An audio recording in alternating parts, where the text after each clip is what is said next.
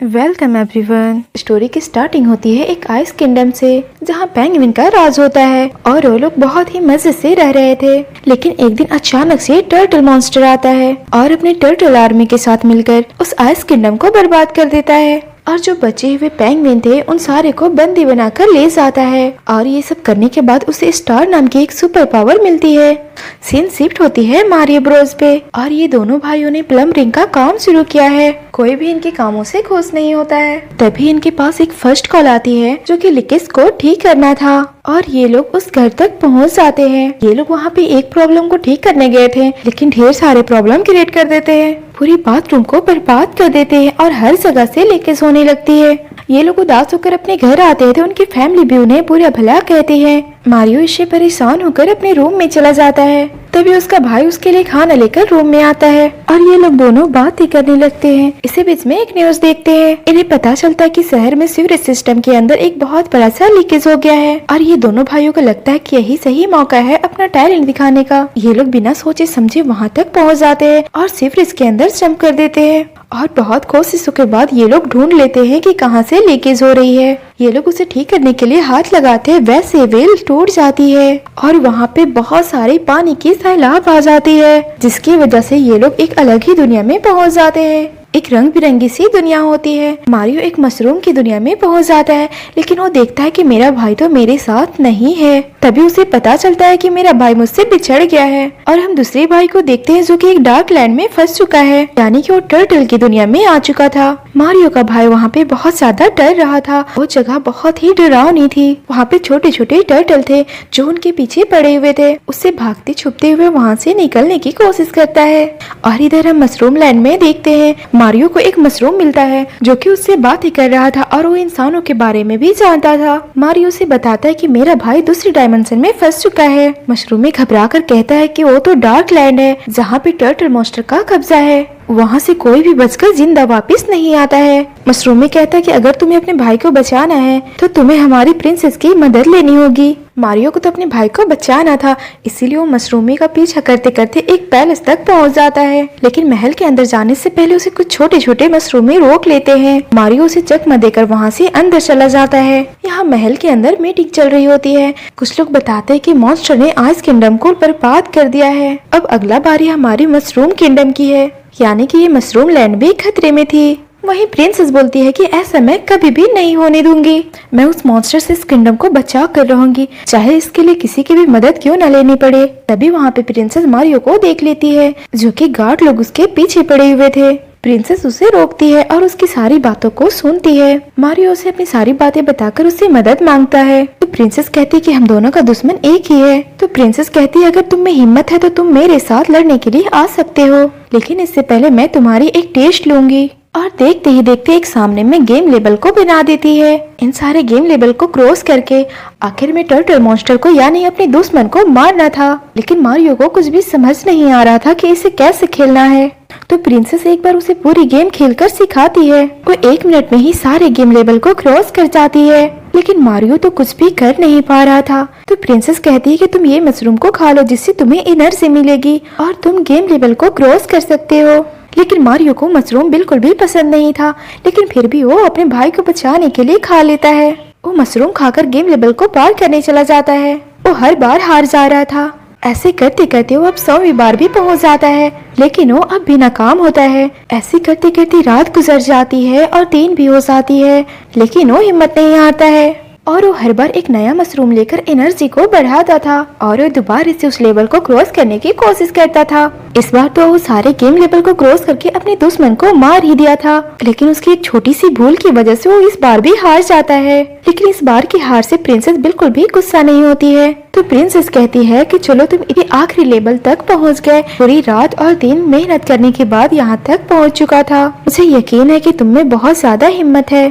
अब हमें scene shift करके टर्टल मॉन्स्टर की दुनिया दिखाई जाती है। वो अपनी सारी आर्मियों से बात ही कर रहा था कि जैसे हमने आइसलैंड को खत्म किया है वैसे ही हम मशरूम लैंड को भी खत्म कर देंगे। लेकिन फिर टर्टल कहता है कि हम उन्हें छोड़ भी सकते हैं अगर प्रिंसेस मेरे से शादी करने के लिए मान जाए तो।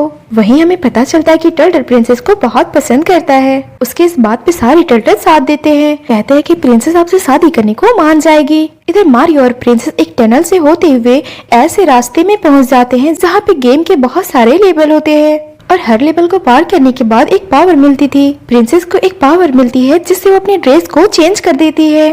तभी मारियो पूछता है कि आप तो एक इंसान हैं लेकिन मशरूम की दुनिया में कैसे आई? तो प्रिंसेस बताती है कि जब मैं बहुत ज्यादा छोटी थी तो मुझे बिल्कुल भी याद नहीं कि मैं यहाँ पे कैसे पहुँच गई और मैं जब यहाँ पे पहुँची लेकिन इन सारी मशरूमियों ने मुझे पाला और बड़ा किया। और वो मारियो से इंसानी दुनिया के बारे में पूछती है क्योंकि उसे इंसानी दुनिया की बिल्कुल भी याद नहीं थी। मारियो बताता है कि इंसानी दुनिया भी बहुत अच्छी होती है। प्रिंसेस पूछती है कि वहाँ के भी टर्टल क्या खतरनाक होते हैं? तो मारियो बोलता है कि नहीं, वहाँ के टर्टल तो बहुत अच्छे होते हैं। दूसरी तरफ हम टर्टल मॉन्स्टर को देखते हैं जो कि उसे पता चल जाता है कि प्रिंसेस के साथ एक आदमी है जो कि उसे बिल्कुल भी पसंद नहीं आता है क्योंकि वो प्रिंसेस को पसंद करता है। अब वो अपने किंगडम में भी उसके भाई को देख लेता है और वो समझ जाता है कि जरूर इसी का भाई होगा और वो उसे पूछने लगता है कि क्या तुम अपने जैसे मुछे वालों को जानते हो जो तुम जैसा ही है? ये लोग उसे बहुत ज्यादा टॉर्चर करने लगते हैं, इसीलिए वो बता देता है। वो बोलता है कि मारियो उसका भाई है, शायद वही प्रिंसेस के साथ होगा। इसीलिए टर्टल को बहुत ज्यादा गुस्सा आता है, उसे एक पिंजरे में बंद करके आग के ऊपर लटका देता है और उसके आसपास में बहुत सारे पिंजरे थे। फिर मारियो और प्रिंसेस एक मंकी के किंगडम में पहुंच जाते हैं और ये दोनों मंकी किंग से मिलते हैं, लेकिन मंकी अपने आर्मी देने से इनकार कर देता है। वो उनकी मदद करने से इनकार कर देता है। प्रिंसेस कहती है कि ठीक है, ना करे मेरी मदद। कल वो आइसलैंड को बर्बाद किया और आज उसकी नजर मशरूम लैंड पे है, फिर आपकी भी बारी आ जाएगी। ये सुनकर किंग मान जाता है और उसकी मदद करने के लिए तैयार हो जाता है। लेकिन किंग कहता है कि तुम में से किसी एक को मेरे बेटे से फाइट करनी होगी, अगर तुम जीत गए तो ये सारी आर्मी तुम्हारी। मारियो को तो अपने भाई को बचाना था, इसीलिए वो हाँ कर देता है। इधर प्रिंसेस उसे समझाती रहती है कि ऐसा ना करो क्योंकि वो मंकी बहुत ज्यादा खतरनाक है, लेकिन मारियो बिल्कुल भी नहीं सुनता और हमें एक अरेना को दिखाया जाता है जहाँ पे फाइट होने वाली थी। प्रिंसेस को लग रहा था कि मारियो जरूर हार जाएगा। किंग उसके फाइट के लिए बहुत सारे पावर को रखा था ताकि मारियो उसे यूज करके पावरफुल हो जाए और उसे फाइट करने में आसानी हो, लेकिन मारियो तब भी कमजोर पड़ रहा था। कभी वो बहुत ज्यादा बड़ा बन जाता था तो कभी बहुत ज्यादा छोटा बन जाता था और इसी चक्कर में वो मंकी से बहुत ज्यादा पिट भी गया था। अब उसके पास सारी पावरें खत्म होने लगी थी और वो आखिरी पावर को यूज करता है, जिसे यूज करने के बाद वो एक कैट में बदल जाता है और इसी पावर की वजह से वो मंकी को हरा देता है, यानी कि मारियो जीत जाता है। अब यहाँ की सारी आर्मी उनके साथ जाने वाली थी मॉन्स्टरलैंड में उनसे फाइट करने के लिए, और ये लोग जंग में जाने के लिए अपनी अपनी पसंद की कार बनाते हैं और ये लोग एक हिडन रास्ते से उनसे फाइट करने के लिए निकल जाते हैं, जो कि बहुत ही खूबसूरत सा रूट होता है। तभी इन्हें पता चल जाता है कि टर्टल ने इन्हें देख लिया है और उनकी सारी आर्मी इन पे हमला कर देती है और ये लोग उनसे फाइट करने लगते हैं। मारियो भी उनसे फाइट करते करते दूसरे रास्ते में चला जाता है और उसकी कार खराब हो जाती है, जिसकी वजह से वो गिरने वाला होता है। तभी वहाँ पे मंकी आकर उसे बचा लेती है और ये लोग लगातार उससे लड़ रहे होते हैं और लड़ते लड़ते मंकी और मारियो पानी में गिर जाते हैं। इन दोनों को मछली खा लेती है। ये बात जैसे ही प्रिंसेस को पता चलता है तो वो बहुत ज्यादा डर जाती है। उसे लगता है कि ना तो हम उसे हरा सकते हैं और ना ही हम उससे बच सकते हैं, इसीलिए वापस से अपने किंगडम में पहुंच जाती है और सारे लोगों को किंगडम को खाली करने को कहती है। वहाँ से सारे मशरूम भागने लगे थे। अब जैसे ही वहाँ पे टर्टल की शिप एंट्री करती है तो प्रिंसेस अकेले ही उससे फाइट करने के लिए खड़ी होती है। उसे लग रहा था कि टर्टल यहाँ पे आने के बाद तबाही मचा देगा, लेकिन होता कुछ अलग है। टर्टल उसे प्रपोज करने आया था।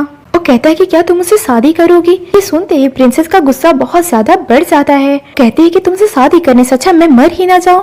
यानी कि वो साफ साफ इनकार कर रही थी। इसी वजह से टर्टल मॉन्स्टर को भी गुस्सा आ जाता है। कहता है कि तुम इनकार नहीं कर सकती, अगर तुमने इनकार किया तो इन सारी मशरूम लैंड को बर्बाद कर दूंगा। अगर तुम्हें अपनी मशरूम लैंड को बचाना है तो तुम्हें मुझसे शादी कर लेनी चाहिए। हम दोनों शादी करके इन किंगडम पे राज करेंगे। प्रिंसेस को अपने लोगों की परवाह थी, इसीलिए उसे शादी करने के लिए हाँ कर देती है और उनकी शादी की तैयारी होने लगती है। तभी हम मारियो और मंकी को देखते हैं जो कि मरे नहीं थे, मछली के पेट में अब भी जिंदा थे और ये दोनों एक दूसरे से लड़ रहे होते हैं कि गलती तुम्हारी है, गलती तुम्हारी है, और एक दूसरे को गलत ठहरा रहे थे। और इसी बीच में मंकी मछली के पेट में मारता है, जिसकी वजह से मछली का मुंह खुल जाता है और ये दोनों उसके मुंह से निकल जाते हैं और ये लोग भी पहुंच जाते हैं प्रिंसेस के पास। मारियो को भी पता चल जाता है कि प्रिंसेस की आज शादी है। प्रिंसेस अपने साथ में एक बुक के लेकर टर्टल के पास जाती है तो टर्टल उसे प्यार से कहता है, हमारी शादी होते ही इन सारी कैदियों को बलि चढ़ा दूंगा। प्रिंसेस उससे शादी नहीं करने वाली थी, वो उससे फाइट करने के लिए एक प्लान बना रही थी। उसके हाथ में जो बुके था वो बुके नहीं बल्कि एक पावर थी जिससे वो अपना ड्रेस चेंज कर लेती है और ये ड्रेस उसे एक फ्रोजन पावर देती है जिस पावर ने उस टर्टल को फ्रीज कर दिया था। और वो अपनी पावर से उस मशीन को भी बंद कर देती है जिस मशीन के जरिए इन सारे कैदियों को आग में डाला जा रहा था। लेकिन इसकी पावर इतनी ज्यादा स्ट्रॉन्ग नहीं थी और वो मशीन भी फ्रीज से आजाद हो जाती है। इससे पहले कि मारियो का भाई आग में चला जाए उसे याद आता है कि उसने बहुत सारे गेम लेवल को क्रॉस किया है और उसे खेल खेल कर उसे बहुत सारी पावर मिली थी और उसी एक पावर को यूज करके उड़ने वाला एक बियर बन जाता है और वो अपने भाई को बचा लेता है। और हमें पता चलता है कि टर्टल ने मंकियों के आदमियों को भी कैद करके रखा था, इसीलिए किंग मंकी ने उस मशीन को बंद करके सारे अपने आदमियों को और कैदियों को बचा लेता है और किंग टर्टल भी आजाद हो जाता है और यहाँ पे तबाही आ जाती है। वो अपने आदमियों को कहता है कि उन सारी मशीनों को लेकर आओ जो यहाँ पे बर्बादी की घड़ी लेकर आएगा, जिसे देखकर सारे लोग डर जाते हैं। अगर ये मिसाइल यहाँ पे गिर गया तो वो मशरूम लैंड सारी की सारी तबाह हो जाएगी। मारियो इस मशरूम लैंड को बचाने के लिए उस मिसाइल के आगे आ जाता है और उसे रोकने की कोशिश करता है।